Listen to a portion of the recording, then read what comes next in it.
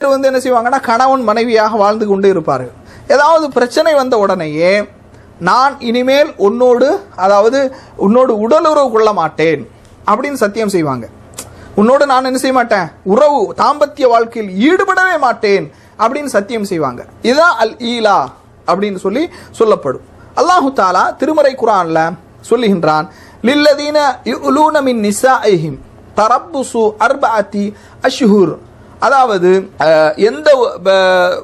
தங்களுடைய மனைவியோடு கூடுவதில்லை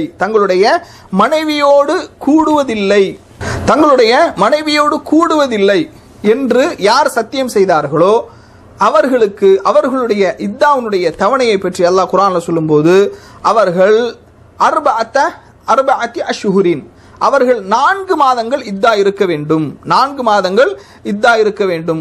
ஃபஇன் ஃபஅூ ஃபஇன்னல்லாஹ கஃபூருர் ரஹீம்.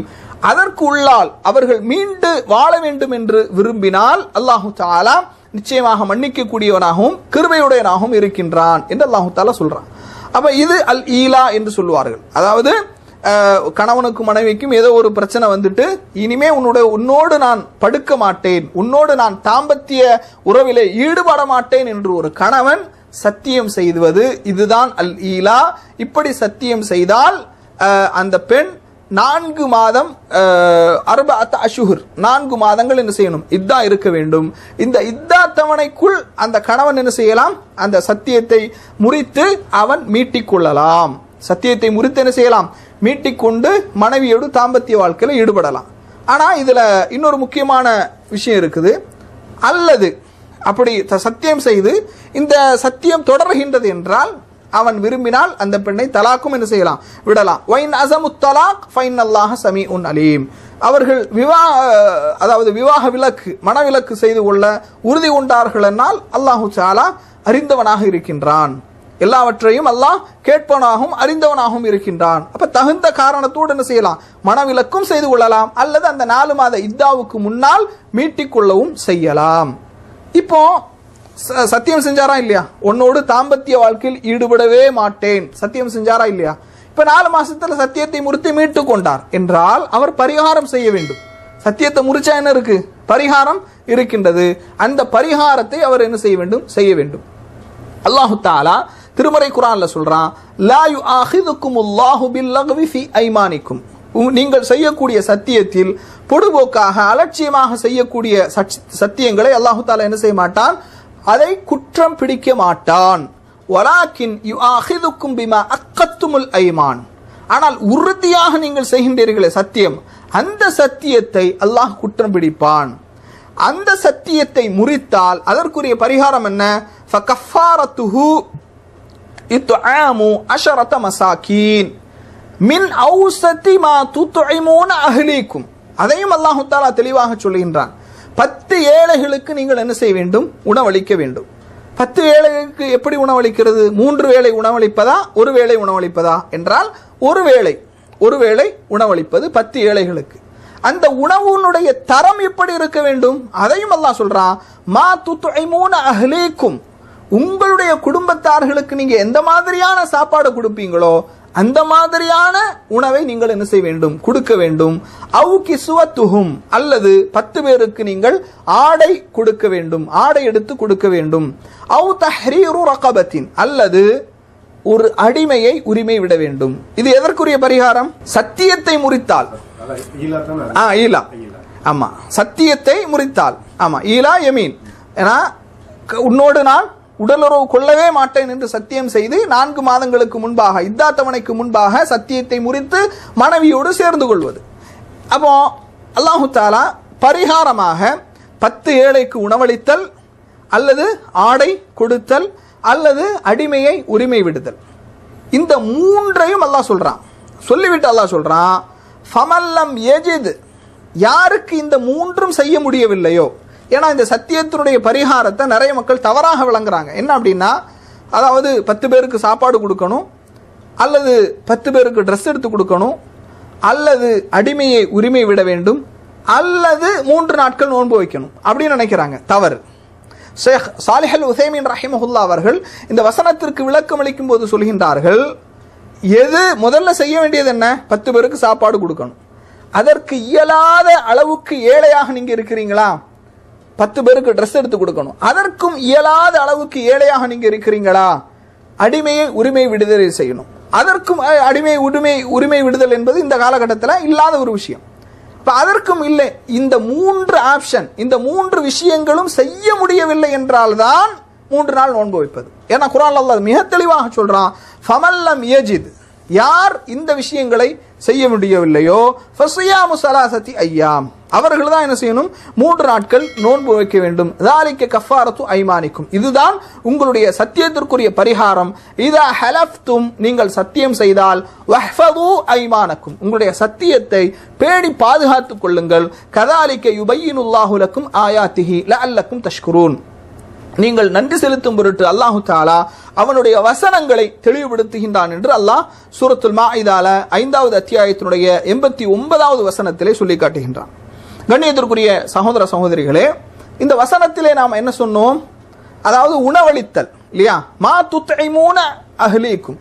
இன்னொரு வசனத்தில் அல்லாஹு தஆலா மிக தெளிவாகவே சொல்கின்றான், அல்லாஹ்வுடைய பாதையில் செலவு செய்வதாக இருந்தால் லன் தனாலுல் பிர்ர ஹத்தா துன்ஃபிகு மிம்மா துஹிப்பூன், நீங்கள் எந்த செல்வத்தை நேசிக்கின்றீர்களோ அதை அல்லாஹ்வுடைய பாதையில் செலவு செய்யாத வரை நன்மையை அடைய முடியாது.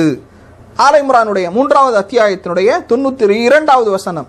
அப்ப நம்முடைய குடும்பத்துக்கு நாம ஒருவர் ஏழையாக இருக்கிறார், சத்தியம் செஞ்சார், சத்தியத்தை நிறைவேற்ற முடியவில்லை. சத்தியம் ஈலாவுடைய சத்தியம் மட்டுமல்ல, எந்த சத்தியமாக இருந்தாலும் சரி, உறுதியாக செய்யப்பட்ட சத்தியம், அதை முறித்து விட்டார். ஆனா அவரே ரேஷன் அரிசி தான் என்ன செய்யறாரு? சாப்பிடுறாரு. அப்படின்னா அவர் ரேஷன் அரிசி. இதுல இன்னொரு கஃபாரால கவனிக்க வேண்டிய இன்னொரு முக்கியமான சட்டமும் இருக்கின்றது. கஃபாராவாக, பரிகாரமாக அல்லாஹும் அல்லாஹுடைய தூதரும் எதை சொல்லுகின்றார்களோ அதைத்தான் செய்ய வேண்டும். புரியுதா இல்லையா? எந்த இடத்தில் உணவளிக்க வேண்டும் என்று அல்லாஹுடைய தூதரும் அல்லாஹுடைய தூதரும் சொல்றாங்களோ அந்த இடத்துல உணவுதான் கொடுக்க வேண்டும். புரியுதா இல்லையா? அந்த இடத்துல என்ன செய்யக்கூடாது? நாம சட்டத்தை கையில் எடுக்கக்கூடாது. சில பேர், நான் ஏன் இதையெல்லாம் உங்களுக்கு ரொம்ப டீப்பான முறையில் தெளிவாக சொல்றேன் அப்படின்னா, இந்த பரிகார விஷயத்துல சில பேர் என்ன செய்வாங்கன்னா அதை காசா கொடுப்பாங்க. என்னது? 10 பேருக்கு சாப்பாடுனா 10 பேருக்கு கையில காசு கொடுத்துறது. அப்படி கொடுக்க கூடாது. எந்த இடத்தில் உணவளிக்கப்பட வேண்டும் என்று அல்லாஹ் சொல்றானோ அந்த இடத்துல உணவு தான் கொடுக்க வேண்டும். எந்த இடத்தில் ஆடை கொடுக்க வேண்டும் என்று சொல்கின்றானோ அங்கு ஆடை தான் கொடுக்க வேண்டும். புரியுதா இல்லையா? அப்ப இந்த பரிகாரம் என்பது அல்லாஹும் அல்லாஹுடைய தூதரும் எதை நிர்ணயித்திருக்கின்றார்களோ அதைத்தான் பரிகாரமாக என்ன செய்யணும். அதனாலதான் நாம் என்ன செய்யறோம்? இந்த ஜகாத்துல் ஃபித்ர் உடைய விஷயத்துல என்ன சொல்றோம்? பணமாக கொடுக்காதீங்க, உணவு தானியமாகத்தான் கொடுக்கணும். ரசூலுல்லாஹ் உணவு தானியமாகத்தான் கொடுத்தாங்க. ரசூல் ஸல்லல்லாஹு அலைஹி வஸல்லம் காலகட்டத்தில் தங்க நாணயங்கள் திர்ஹம்கள் தீனார்கள் பயன்பாட்டில் இருந்தது. ஆனாலும் அவர்கள் பணமாக என்ன செய்யல, கொடுக்கல, உணவு தானியமாகத்தான் கொடுத்தார்கள். அப்போ பரிகாரமாக இருந்தாலும் சரி, உலுஹியாவாக இருந்தாலும் சரி, எது எப்படி நிறைவேற்றப்பட வேண்டும் என்று அல்லாஹும் அல்லாஹுடைய தூதரும் நமக்கு நிர்ணயித்திருக்கின்றார்களோ அந்த வரம்புகளை மீறக்கூடாது. அப்ப இந்த வசனத்தில் அல்லாஹ் சொல்றான், லன் தனாலுல் பிர்ர ஹத்தா துன்ஃபிகு மிம்மா துஹிப்பூன், 3வது அத்தியாயத்தினுடைய 92வது வசனம். அல்லாஹ் தஆலா சொல்றான், நீங்கள் நேசிக்கின்ற பொருளை நீங்கள் அல்லாஹ்வுடைய பாதையில் செலவு செய்யாத வரை நன்மையை அடைய முடியாது. அப்ப நாம நம்ம வீட்டுல பாஸ்மதி அரிசியில தான் சாப்பிடுவோம் அப்படின்னா நாம கஃபாராவாக, பரிகாரமாக அதைத்தான் 10 ஏழைகளுக்கு உணவாக சமைத்து கொடுக்க வேண்டும். ஏன்னா இந்த உணவு சமைத்து கொடுத்தல் அப்படிங்கிற பரிகாரத்தை நிறைய பேர் செய்யறதுக்கு ரொம்ப யோசிப்பாங்க. ஏன் அப்படின்னா அது கொஞ்சம் சிரமமான வேலை இல்லையா? 10 பேருக்கு சாப்பாடு கொடுக்கணும் அப்படிங்கிறது ரொம்ப. இதுல இன்னொரு விஷயமும் கூடுதலாக சொல்ல வேண்டிய ஒரு இது இருக்குது.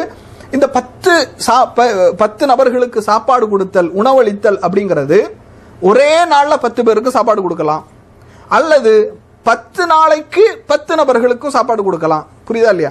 எப்படி நமக்கு வசதி அப்படி செய்யலாம். ஆனா சாப்பாடு செஞ்சுதான் என்ன செய்யணும்? கொடுக்கணும், பணமாக கொடுக்க கூடாது. கண்ணியத்திற்குரிய சகோதரர்களே, இந்த உணவளித்தல் அப்படிங்கிற அந்த விஷயத்தை பொறுத்த மட்டும் எது நல்ல விஷயமோ, எது நல்ல உணவோ, எதை நாம் நமது குடும்பத்தினருக்கும் நாமும் சாப்பிடுவோம் அதான் கொடுக்கணும். குர்ஆன்ல அல்லாஹ் தஆலா சொல்றான், யா அய்யுஹல்லதீன ஆமனூ, ஈமான் கொண்டவர்களே, அன்ஃபிகு மின் தொய்யிபாத்தி மா கஸப்தும் வ மிம்மா அக்ரஜனா லக்கும் மினல் அர்தி வலா தயம்மமுல் ஹபீஸ மின்ஹு துன்ஃபிகூன வலஸ்தும் பிஆகிதீஹி இல்லா அன் துக்மிது ஃபீஹி வஅலமு அன்னல்லாஹ கனிய்யுன் ஹமீத். 2வது அத்தியாயத்தினுடைய 267வது வசனம். அல்லாஹ் தஆலா இந்த வசனத்துல என்ன சொல்றான் அப்படின்னா, ஈமான் கொண்டவர்களே, நீங்கள் செலவு செய்யுங்கள். பூமியிலிருந்து அல்லாஹு தாலா உங்களுக்கு நீங்கள் சம்பாதித்தவற்றிலிருந்தும் பூமியிலிருந்து அல்லாஹு தாலா உங்களுக்கு கொடுத்ததிலிருந்தும் நல்லவற்றை செலவு செய்யுங்கள். கெட்டதை நீங்கள் தேடி திரியாதீர்கள். யாராவது கெட்டதை உங்களுக்கு கொடுத்தால் முகம் சுளித்த நிலையில் தான் நீங்க பெறுவீங்க. அப்படிதானா இல்லையா? அப்ப நமக்கு யாராவது அன்பளிப்பு செய்தால் அல்லது யாராவது நமக்கு ஏதாவது கொடுத்தால் நல்லவற்றை சிறந்ததை கொடுக்க வேண்டும் என்று நாம் எதிர்பார்க்கின்றோம். அப்ப அந்த மாதிரி தான் மற்றவர்களுக்கும் நாம் என்ன செய்யணும்? கொடுக்கணும். மட்டமானதை, சாப்பிட முடியாத உணவுகளை என்ன செய்யக்கூடாது? கொடுக்கக்கூடாது. அணிய முடியாத ஆடைகளை கொடுக்கக்கூடாது. அப்போ இந்த விஷயத்திலும் கவனமாக இருக்கணும். 2வது அத்தியாயத்தில் 267வது வசனத்தில் அல்லாஹு தாலா சொல்றான்.